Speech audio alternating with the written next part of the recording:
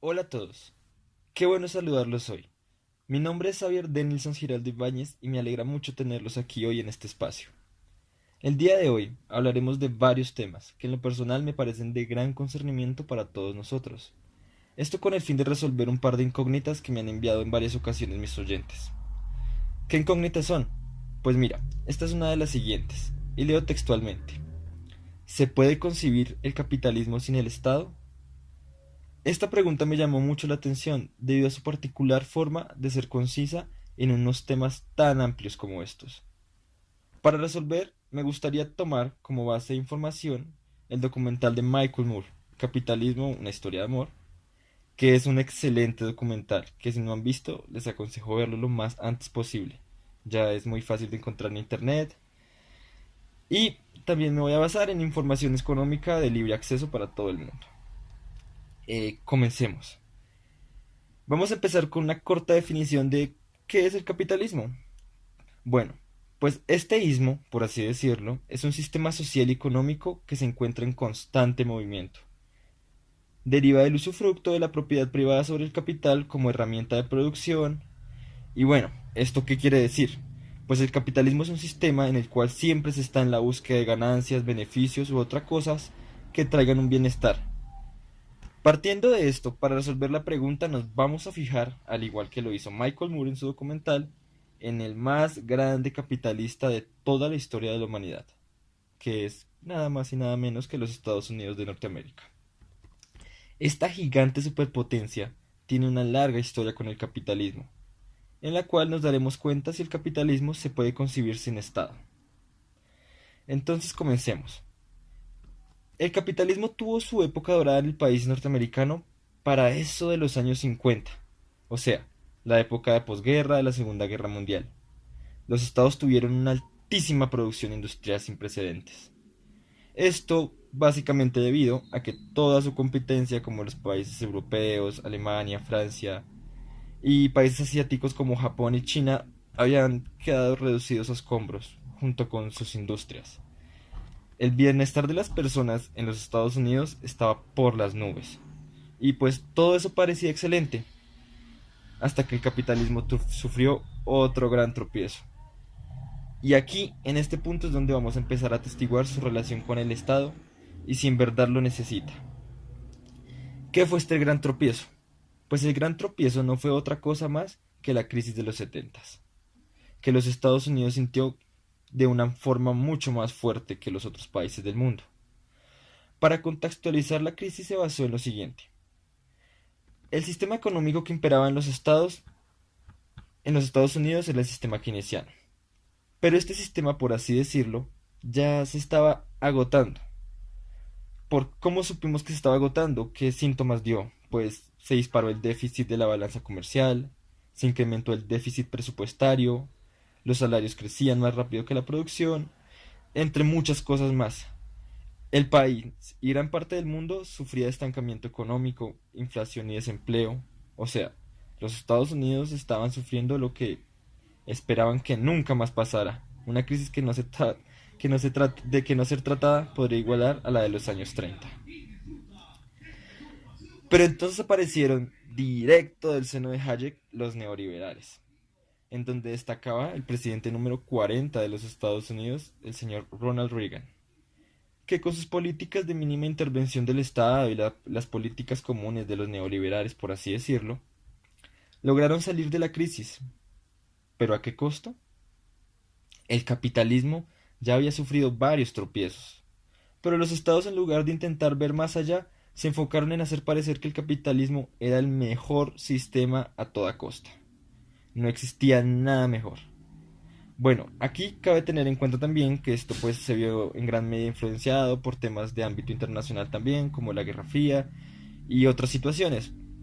Pero bueno, en esta travesía de rescatar lo que por curso natural se hubiera hundido, el capitalismo, llevó a que los países, en especial los Estados Unidos, dejaran de manejar los países como estados y empezaron a hacer que los países funcionaran como corporaciones, ya que las exigencias de todos los ámbitos del capitalismo eran altísimas para lograr de nuevo su funcionamiento.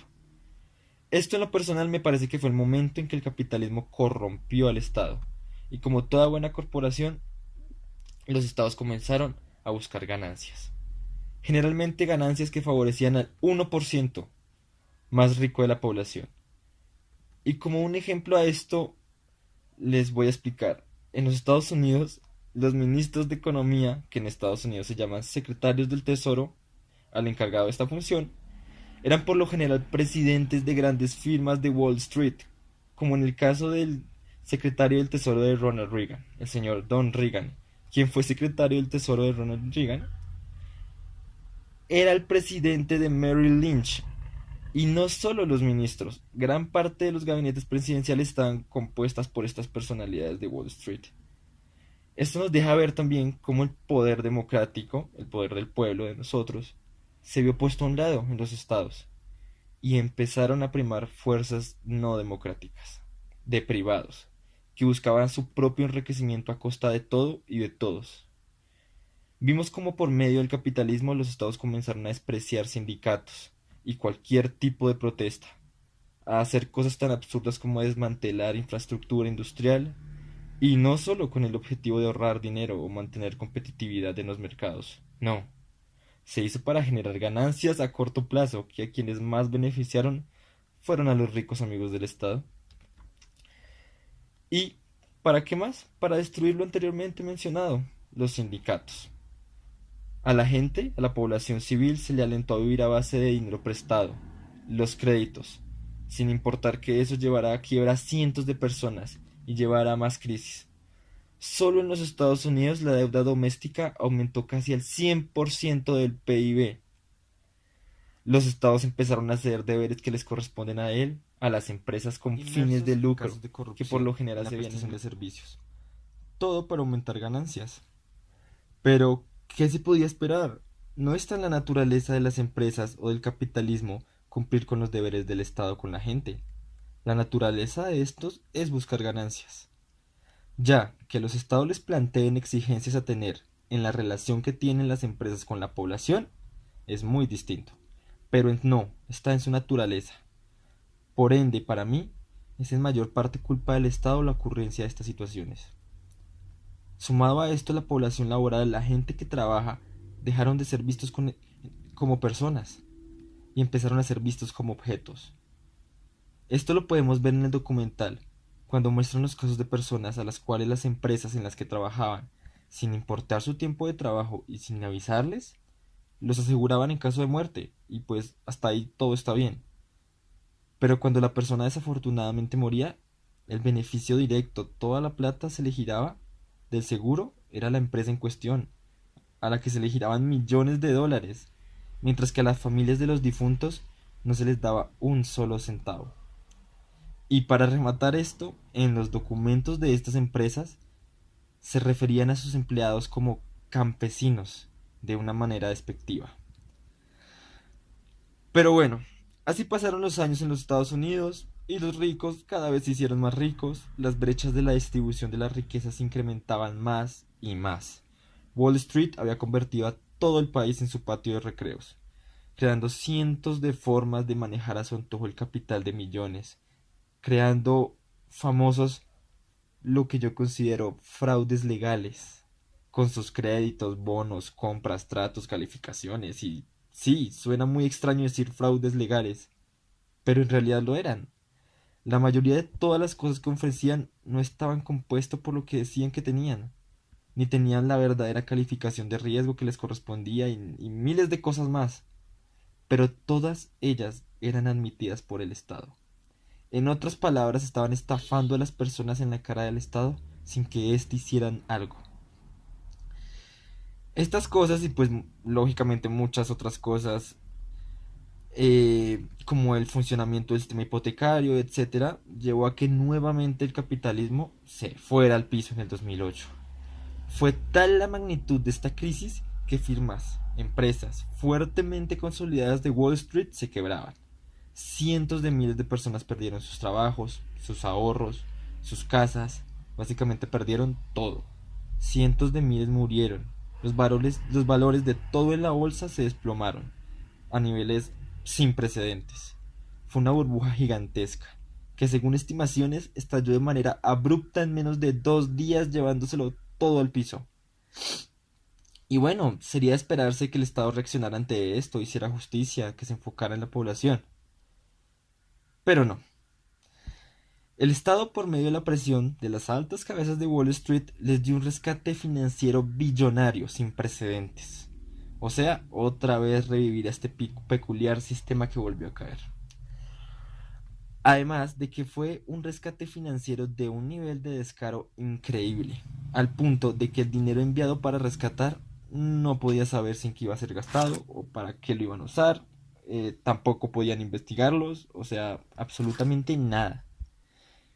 Y pensarán, bueno, al menos varios de estos ricos quedaron en quiebra también, al menos. Pues tampoco pasó esto. De hecho, todo lo contrario. Los ricos, como raro, se hicieron aún más ricos. ¿Por qué? Ellos ya sabían que esto se venía encima y no hicieron absolutamente nada. Sabían que el Estado los rescataría y así fue. Ninguno pagó ni un solo día de cárcel, ninguno fue investigado. De hecho, ni siquiera admitieron la culpa de la catástrofe y muchas empresas se declaraban en quiebra sin estarlo realmente porque les salía más barato hacer parte del beneficio del rescate. Y como raro de todo esto, ¿a quién le echaron la culpa? Pues a los inmigrantes y a los pobres. Y ya con toda esta evidencia que tenemos, me atrevería a responder la pregunta. Lógicamente, desde mi punto de vista personal, de la siguiente manera. ¿Puede existir el capitalismo sin Estado? ¿Puede concebirse? El capitalismo no puede existir sin el Estado. Y de hacerlo, por razones particulares que X o Y motivo no podemos llegar a saber, no sobreviviría sin él. Ya hemos visto a lo largo de la historia como una y otra vez el capitalismo cae y el Estado una tras otra lo levanta.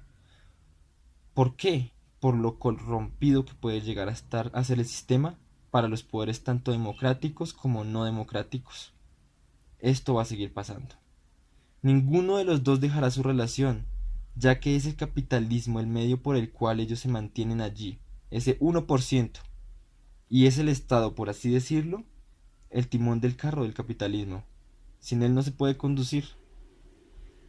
Y antes de despedirme me gustaría comentar un aspecto del documental de Michael Moore, el cual me pareció súper interesante.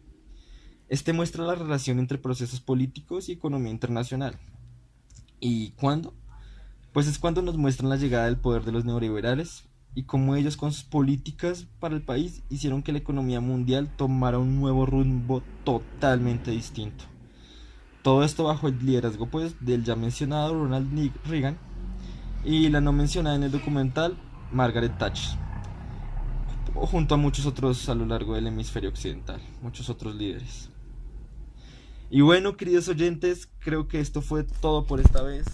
Muchísimas gracias por estar conmigo hoy. Un fuerte abrazo y hasta luego.